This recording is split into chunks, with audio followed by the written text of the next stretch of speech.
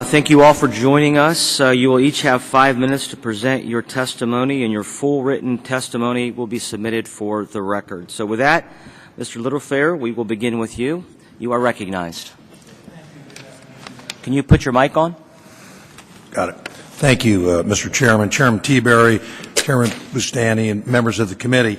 My name is Andrew Littlefair, and I'm President and Chief Executive Officer of Clean Energy Fuels. I'm also the immediate past chairman of NGV America, a national trade association, over 120 companies involved in natural gas vehicles and related production, distribution, and transmission.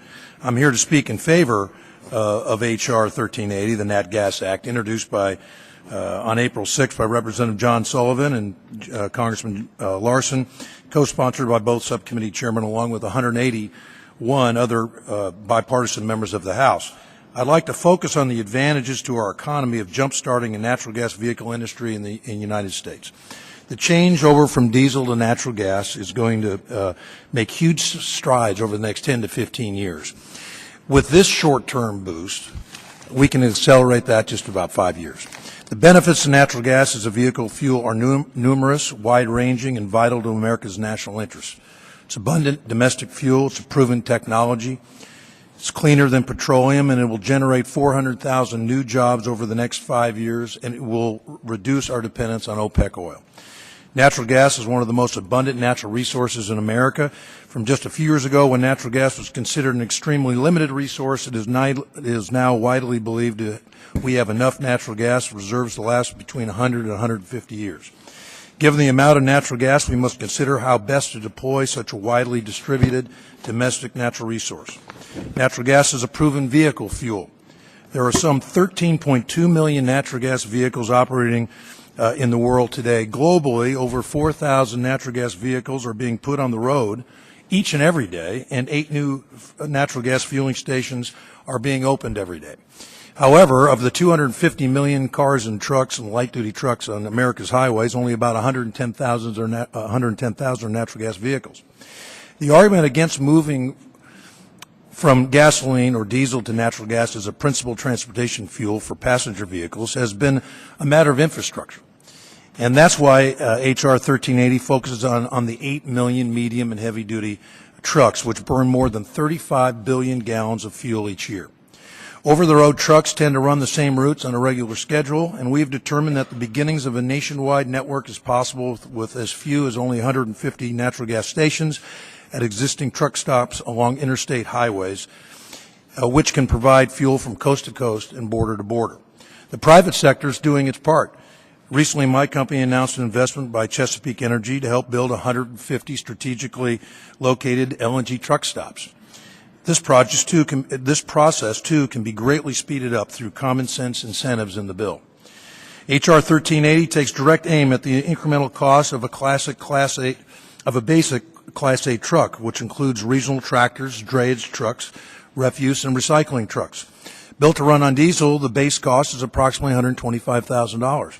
A similar truck manufactured to run on natural gas today costs between $35,000 and $40,000 more. To show how quickly the market is changing, just 3 years ago, the incremental cost of a natural gas truck over a diesel was between $60,000 and $100,000. So we're moving in the right direction. H.R. 1380 is not a handout to major corporations, grocery chains, and retailers. There are over 360,000 trucking companies in the U.S. 82% of these operate 6 trucks or less, and 1 in 10 over-the-road truck drivers is independent, and most own their own rigs. These small businesses will retain a larger share of their earnings in the form of a tax credit to purchase natural gas trucks. And that, plus the savings of $1.50 per gallon running on natural gas instead of diesel, provides a significant life cycle reduction in cost and will go a long way in helping to create additional demand for trucks and engines built in America. Studies have shown that moving America's heavy-duty truck fleet from diesel to natural gas will have the effect of providing over 400,000 direct and indirect new jobs over the next 5 years throughout the NGV supply chain. Every person we hire, every position we create has to make sense for us so it can help us make money. Yet we believe that 400,000 of new, permanent, and good-paying jobs to be conservative. These jobs will be created through an anticipated private sector investment of up to $50 billion over that same 5-year period that we're talking about with the bill. Using domestic natural gas instead of foreign oil is also a security issue. In June 2011, we imported, this is really staggering, 343 million barrels of oil at a cost of $39 billion in 1 month alone. That's $1 million per minute of every day. The cost of importing oil for the first 6 months or so this year is $227 billion, over $250 billion. A look at the list of countries in which we are sending all those dollars is chilling. After Canada and Mexico, the next largest suppliers of oil to the United States are Saudi Arabia, Venezuela, Nigeria, Iraq, Colombia, Russia, and Angola. This is not a list of countries we should be counting on for stable, fairly priced supplies of oil. And converting America's heavy-duty truck fleet of about 8 million vehicles to liquefied natural gas would save 2.5 million barrels of oil per day, meaning we could reduce our reliance on OPEC oil in half.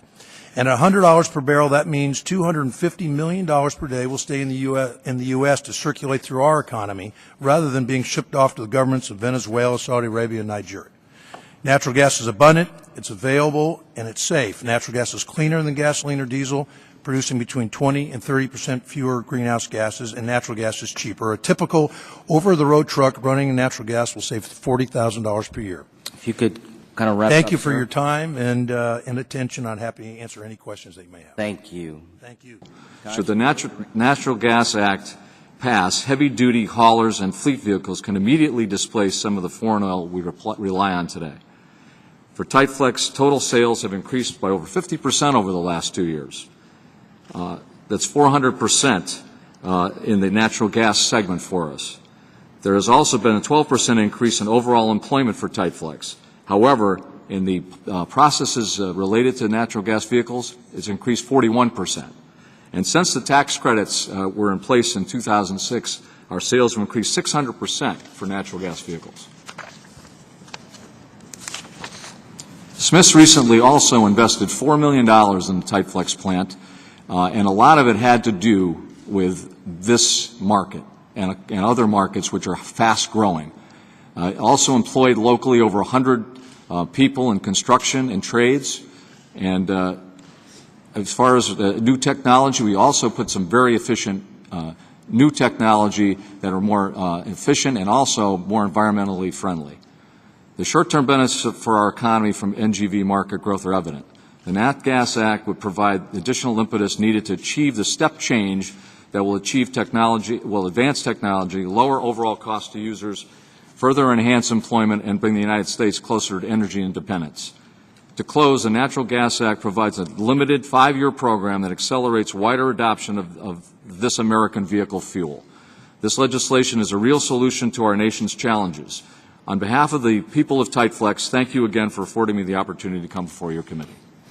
Well, thank you all for your very good testimony. Mr. Littlefair, you just heard Mr. Dooley talk about the fact that the marketplace is working and that you and others are making significant investments.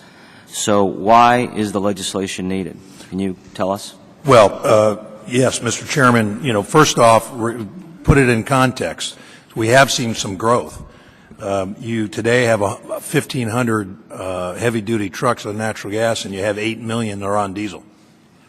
So we think this is exactly the right place to use tax policy to spur the growth. Now, what Mr. Dooley talked about, I think, is I understand that he wants cheap natural gas.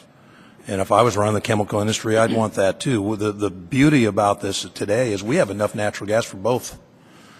Relatively reasonably priced natural gas for chemicals and also moving our gas into transportation. There are winners and losers, I think, as we look at this, and the winner is domestic natural gas resource that happens to be clean, that creates jobs, and the loser is foreign imported oil. But I think if we'll just give a little bit of a boost here, it'll drive the manufacturers in to bring down the cost, and I think that we can sunset this bill over the next few years, and I feel confident that we don't require a ongoing long incentive. You know, the Congress passed a version of the Nat Gas Act years ago, and I think it's very instructive. It took a while. I think it was passed in 2006, and it took a while for it to actually get implemented through the IRS. It really hit its stride in about 2008, and at that time we really only had trash trucks. We didn't have the engines for these big heavy-duty trucks that could really impact foreign oil, but we had trash trucks. The first year that the tax incentive was in place, the penetration was 3% of the new trash trucks purchased in the United States. This year, this coming year, 2012, will be 35%. And that tax credit is now gone, as you know. I think that's the same exact thing that you'll see if we can have a few years of tax. This isn't goes to us. This goes to the incentive to the trucks. You put that in place today, you'll kickstart a huge business moving us off of imported dirty diesel fuel and using our own domestic fuel. Do you want to tell your constituency out there that Congress is enacting a taxpayer subsidy that, by our calculations that were done by Ernst & Young, and we'd be more than pleased to share it with you, amounts to about $137,000 per vehicle is converted? Do you want to tell your constituents that you're supporting a tax subsidy for the conversion of a vehicle that if the private sector, with the market forces that are in place today, if they made that investment on their own, they would get an 80% return on that investment for that conversion without any tax subsidy? And I suggest they would say, no, that is not the appropriate role of government. And so I contend we're all for natural gas. We want them to be successful. We want a domestic energy policy that enhances our domestic security. But this isn't the policy that's going to achieve that, and it's going to be one that creates distortions in the marketplace. Thank you. Ms. Littlefair. Well, what we hear from a couple of my fellow panelists, we want the status quo. And I think when you go home and you talk to your constituents, I think the real question is, do you want to continue to import oil from people that don't like us? Or should you do something, use your tax policy to create jobs? And I think that this is a unique position in history. Yes, it's because it's cheap, because we have so much of it. That's why all your factories are using all the natural gas right now. But we're at a unique position to be able to move our country away and create jobs. And only natural gas can really do that. I mean, that's the truth here, is that we only really have one resource that can make this kind of bold shift. And in order to move it, I think we're talking about very modest tax policy. And so I think it's a unique opportunity that you don't have hardly any place else. For you and for Mr. Littlefair, the National Gas Vehicle America has suggested that there are 12 million natural gas vehicles on the roads worldwide, yet only 110,000 of them can be found in the United States. We're ranked 16th in the world as far as natural gas vehicle deployment, behind countries such as India, China, and Bangladesh. Why?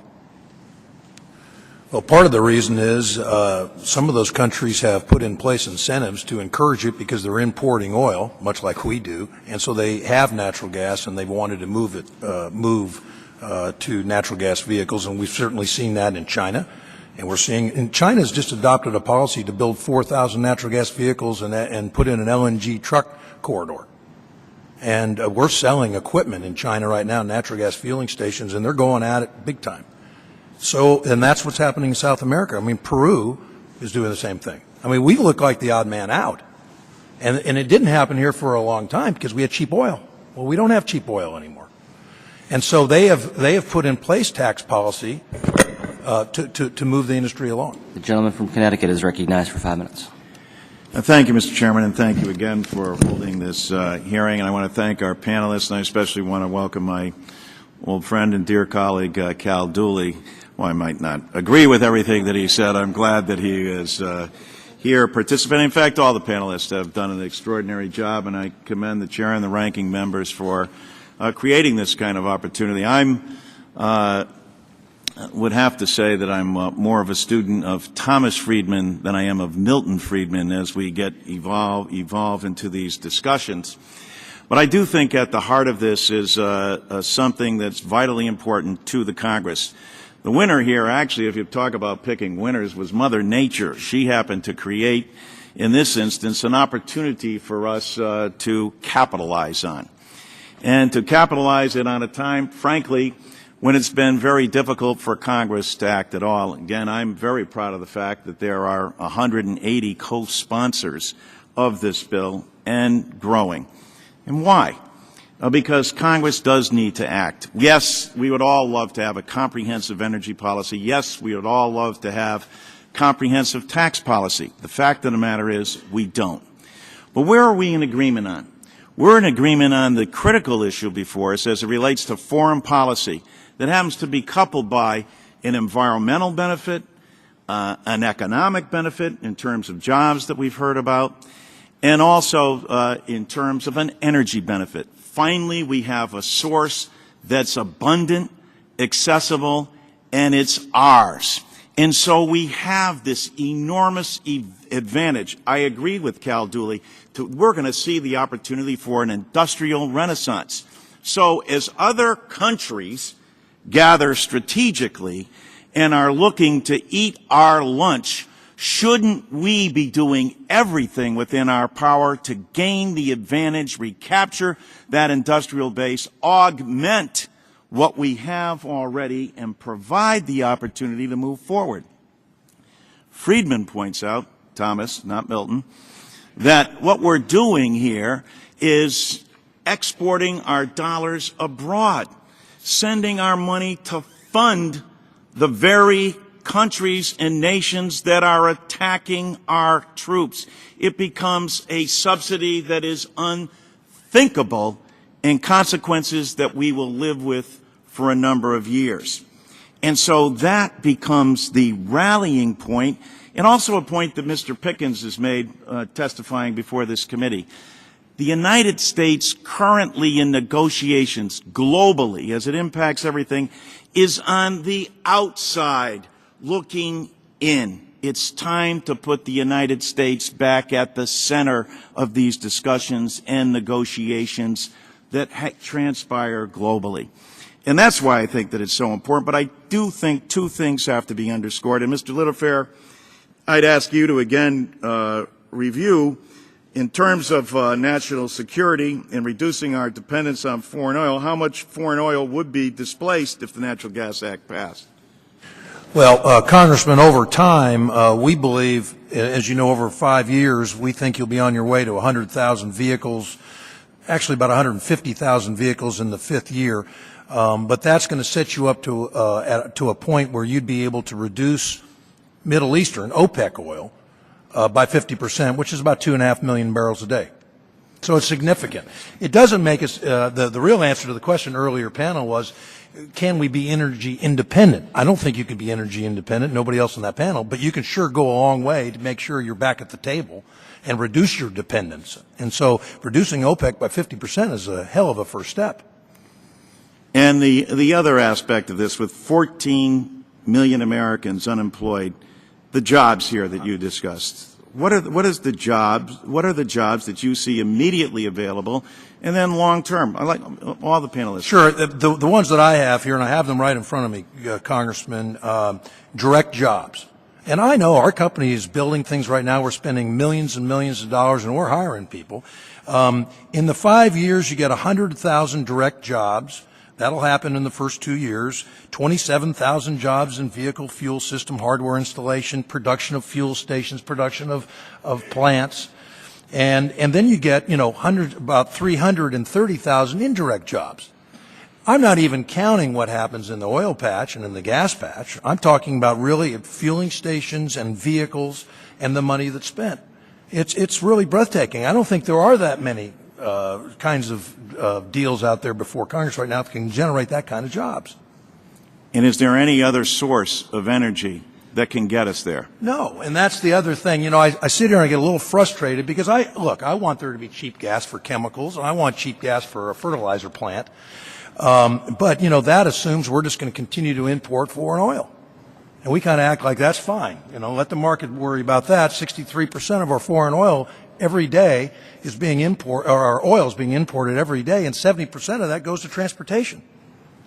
We now are the world's, we have 3 times the amount of natural, if you take our natural gas today and convert it into oil, we have 3 times the amount of oil as Saudi Arabia does.